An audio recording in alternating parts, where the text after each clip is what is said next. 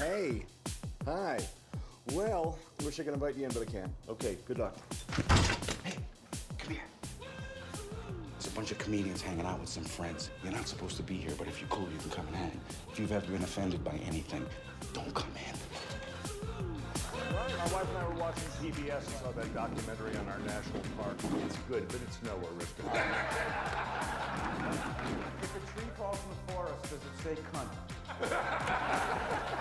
You want me to tell the joke about the Julio Iglesias, right? The joke you told me. I did tell you the joke, but you tell it so much better than It I do. seems inappropriate for any place.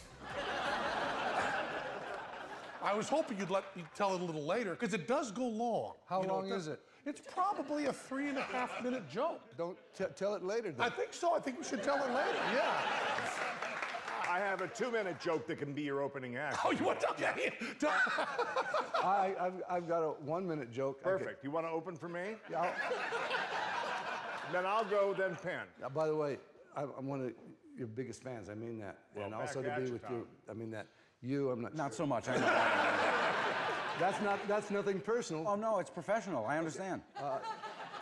Okay, this is a joke I told in the early 70s and late 60s and at Bill Harris Club in Harris. Are you sure this is a minute?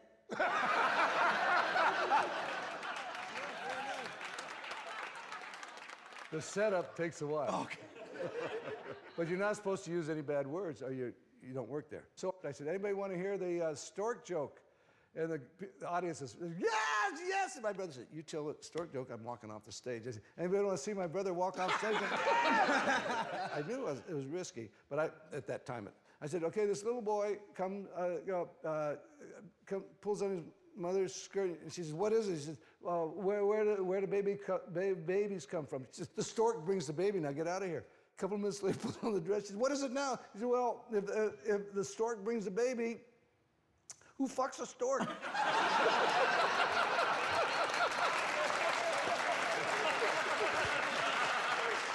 The phone is ringing. Everybody's awakened at 1 o'clock. One of the brothers said the word. And Dick said, I told him not. You and I must relate because we both work with partners. And Yeah, the only teams left. Well, we've got since Roy got his head bit off by a fucking tiger, there's Jagger Richards, there's the Smothers brothers, there's Penn and Teller. I work with Fred Willard now and then, as much as one can. Working with Fred, we were doing this show called Fernwood Tonight. It was about a weekend. amazing show, yes. And thank you. Working with Fred is a trip. It's sort of like trying to follow somebody who refuses to use their turn signals. And you never know where he's going. He said to me the other day, he said, you know, Martin, he said, it's good to see you. I was just on the road in Cleveland. He said, I was sitting in the hotel room and I was sitting on the bed, stark naked, and the maid came in, finally.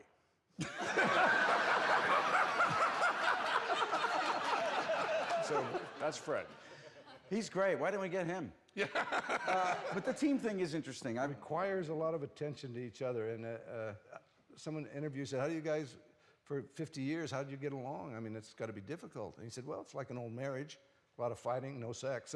You know, when I thought that was funny. Tommy and Dickie came on our show, Sin City Spectacular. Teller would do a bit with Dick where he'd be playing guitar, and I was going to do a bit with Tom when I'd be playing bass, and he was going to be going on and carrying on. I was supposed to say, you know, stop it, let's get back to the song, right?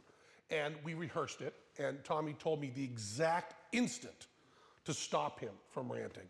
And then as soon as we finished the rehearsal, Dickie took me aside, and Dick said, you know when he tells you to stop him while he's ranting?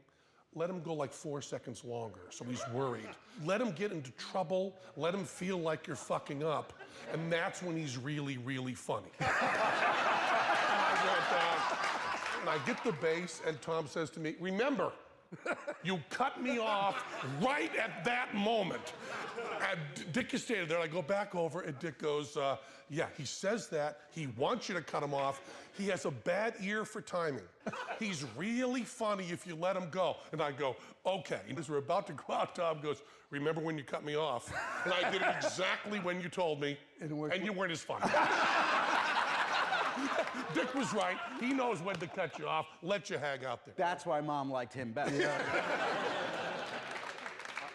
sue Fox News? Why's that? Oh, for stealing the premise of bullshit? I like that. I'm liking that. Speaking of Penn and Teller's bullshit, you've been the subject of some controversy. You get letter writing campaigns or boycotts or stuff. Well, there's always what bothers me, and this is where I can kind of put together a lot of things that are very, very different. The Smothers Brothers show, the Glenn Beck show, and our show. Don't put us in this. No, but it's really important.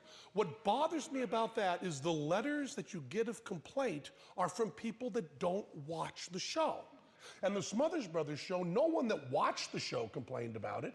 It was people who didn't watch the show. And I really think it's a misunderstanding of boycott. You're only supposed to boycott something that you're already watching. I'm not allowed to make a statement about what the preacher down the street is saying in church because I don't go to church. So if people who were watching Showtime and people who were fans of bullshit were writing letters saying we don't like this, I answer to all of that. But it's people that don't even have Showtime.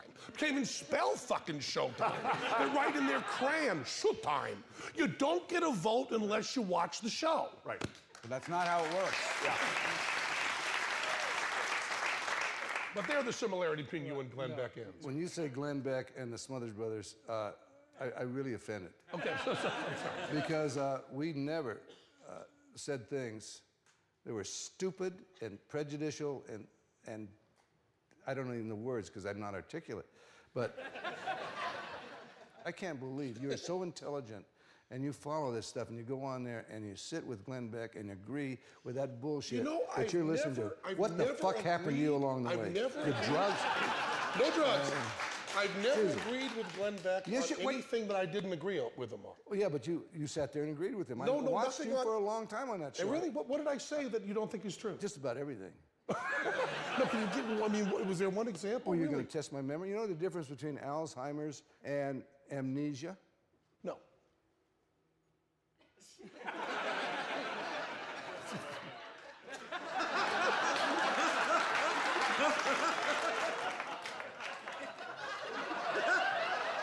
Yeah.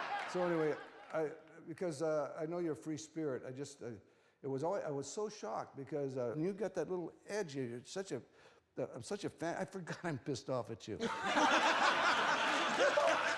I'd like to find out what did I do wrong? I can't. I mean, I went on Glenn Beck and I've busted him on Mormon stuff. I've busted him on the gay stuff. What's happened is we've all become so polarized that either you are completely on the left and everything the right says is horseshit, or you're completely on the right and everything the left says is horseshit. And as opposed to going to the Chinese restaurant and taking one from column A and one from column B, might be good to defend our borders. I think women should have control over their body. Da-da-da-da, ba-da-da-da, ba-da-da-da, and not just make a blanket dismissal of anybody. And if elected, Are you tweeting again? I am. We are online right now. I have to tell you, we've gotten several angry emails from Shields and Yarnell, Peaches and Herb. They want everyone to know they're still working. But it took you that long to think of two, didn't it? Column A, column B suggestion? Sure. May I suggest that perhaps we should allow prayer in schools, but also require algebra be taught in churches? I like that. I'm liking that. That seems to me like a cue for a joke, Penn. I was going to say, I've got my 2-minuter waiting for his 3. Go ahead, 2 minutes.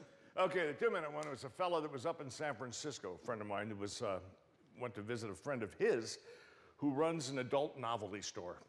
And this is a true story. And, and the owner, this guy named Tony, sees him and says, "Bill, I am so glad you're here. I got to get to the bank." He said, "If you could just watch the shop for like the 10 minutes. He said, "No problem, fine." No sooner is the guy gone than somebody comes in, starts looking around. How much is the white latex dildo up there? How much? What are you getting for that? And he said, "That's $25. I'll take it." Puts it in the bag. Out he goes. Next guy comes in. He's looking around. Said, "How much is the big black one with all the veins? How much is that?" "That would be $50. He gives him the money. Puts it in the bag. Out he goes. Third guy comes in. He's looking around. He goes, How much for the red and green plaid dildo? Oh, that's $125. He goes, well, you only live once. Gives him the money, and out he goes. Friend comes back from the bank and says, thank you so much. Did you do any business? And he goes, oddly enough, I did. He said, really? He said, yeah. He said, the white rubber dildo, I got 25 bucks for it. He goes, that's good. He said, the black one, I got $50 for. And I got $125 for your thermos.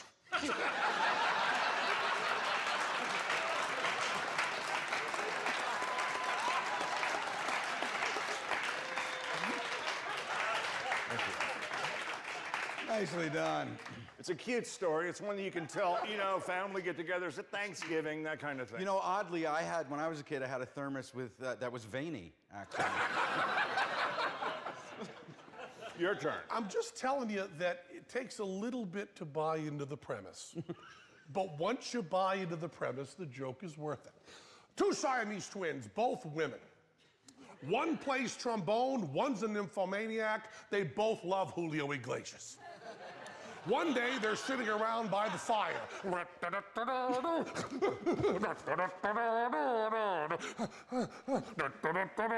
Hey, look, Julio Iglesias is coming to town. Great. Let's go. They get tickets. They are front row center for Julio Iglesias.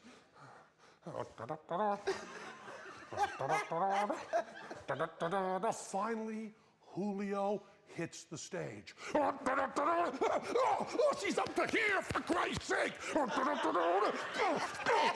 Punching herself in the gut. Julio looks down, sees them, acknowledges them. The band leader sees them. During the show, he points to them. They stand up. They have to both stand up at once because they're Siamese twins. They stand up, and she takes a solo, takes the whole chorus. Show's over. They go back to the stage door. There's a bouncer there. Can we get backstage?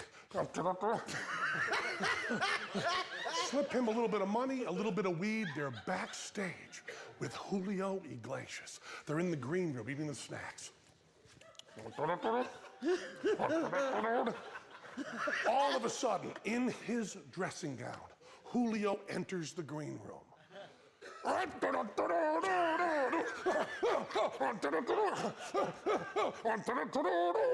Julio sees Siamese twins, identical, one gelling off like crazy, one playing trombone. He's blown away. He walks over. He stands there. Just magically, he just opens his robe, this enormous heart on. The Siamese twins drop to their knees. They start taking turns sucking him.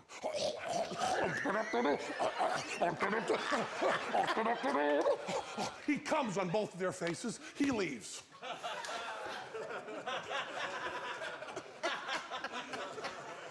It's 1 year later. The Siamese twins are sitting by the fire.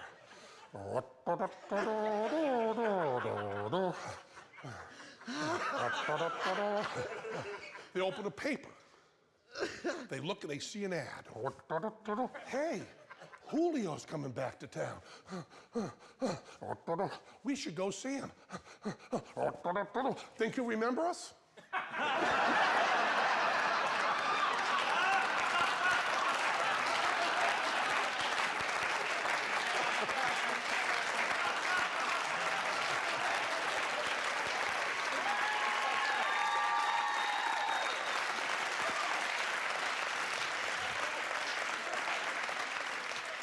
Well, that joke could have been done a lot quicker.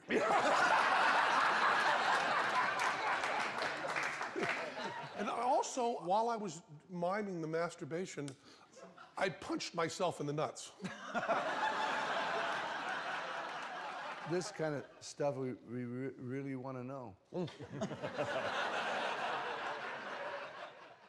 To keep attention is what comedians do. And today's comedians also have a tendency to fill every bit of moments with material.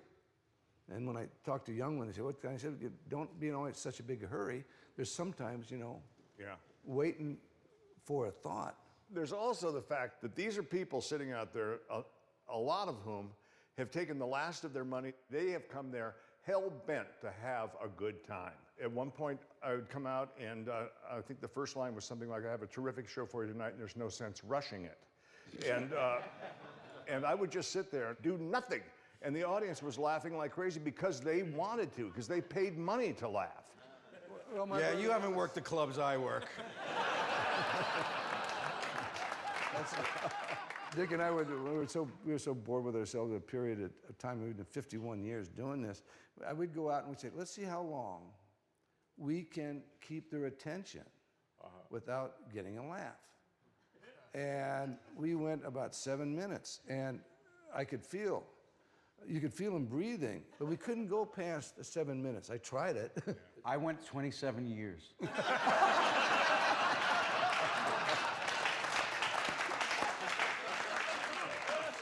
Go.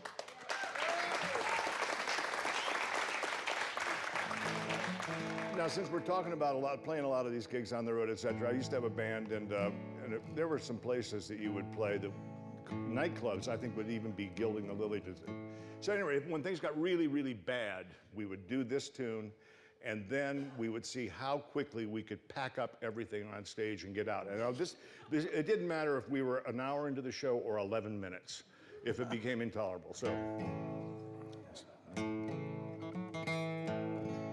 I played gigs from Philadelphia to Spokane, open shows for Lawrence Welk and Tiny Tim.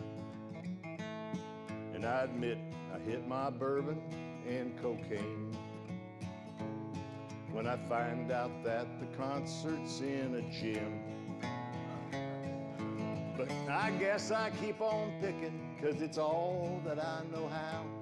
If I took another job, I'd be a fake. But sometimes I feel like quitting, and you've made that sometime now.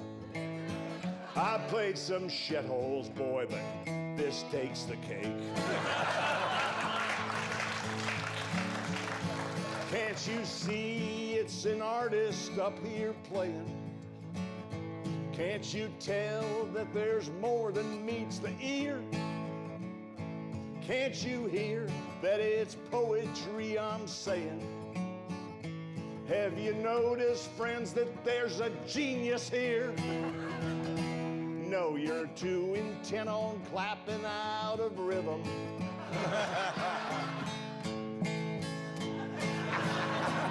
Or on seeing which dumb waitress you can make. Like that jerk in row 11 and the jerkess sitting with him. I've played some shitholes, boy, but this takes the cake.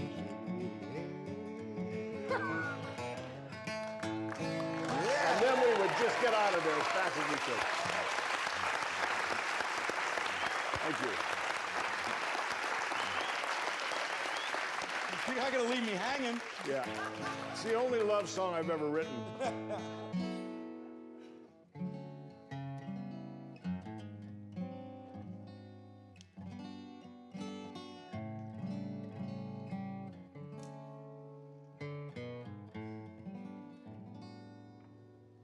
I remember the way that she walked down the beach with the wind and the rain in her hair.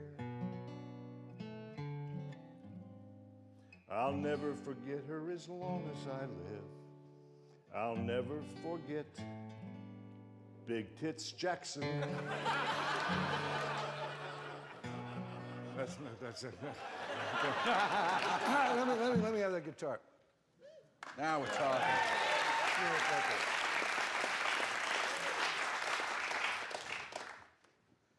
Yeah.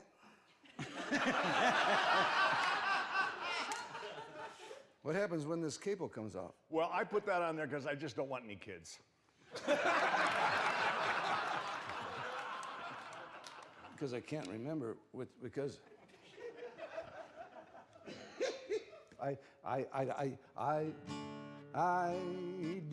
Dio-late-o, I-dio-lay-o,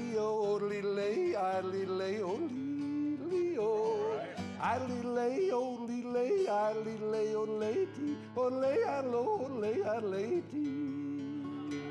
Ole-I-lo-lay-I-lay-ti. I can do it in any... Wow. That's not easy. That's very hard. Oh, it's really impressive.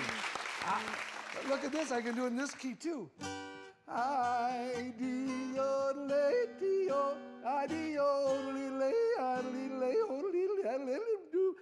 Sometimes it just gets away. But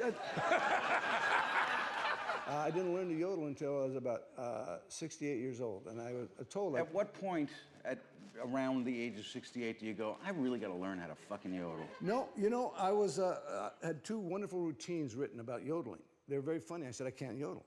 And then I was singing a song, Cuando Calienta el Sol, Sol. I said, I went to Mason Williams and said, oh, is that yodeling? He said, yeah, kind of. Well, the concept of yodeling. See what happens if you punch your nuts enough?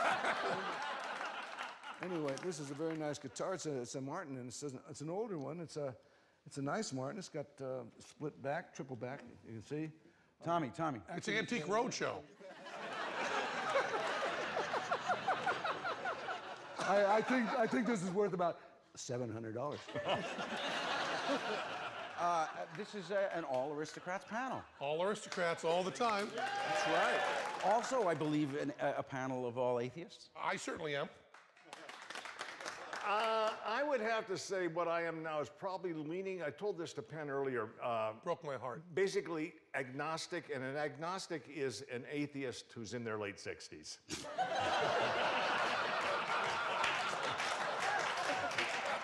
I haven't gotten a really strong argument of late, so I'm kind of holding that. But you know, again, I certainly don't begrudge someone else their choice to follow whatever they do. It's just for me, it doesn't make a whole lot of sense.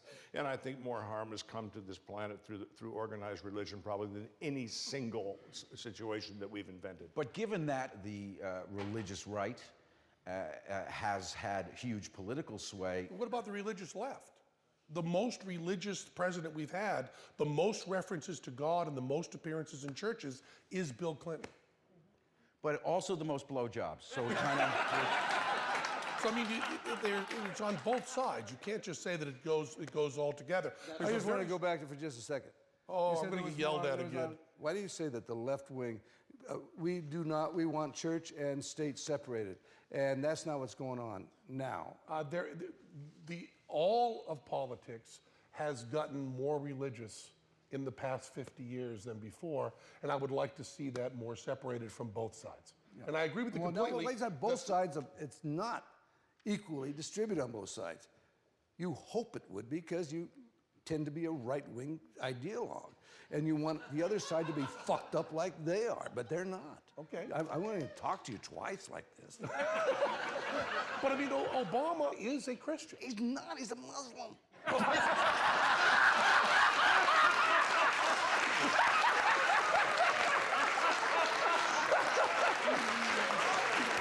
Hey, we gotta go. Mr. Martin Mull, ladies and gentlemen. Mr. Martin Mull. Mr. Smothers. Thanks for hanging out. Mr. Penn, go out.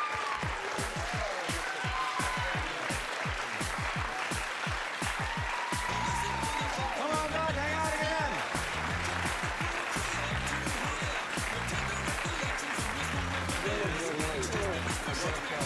I'm sorry,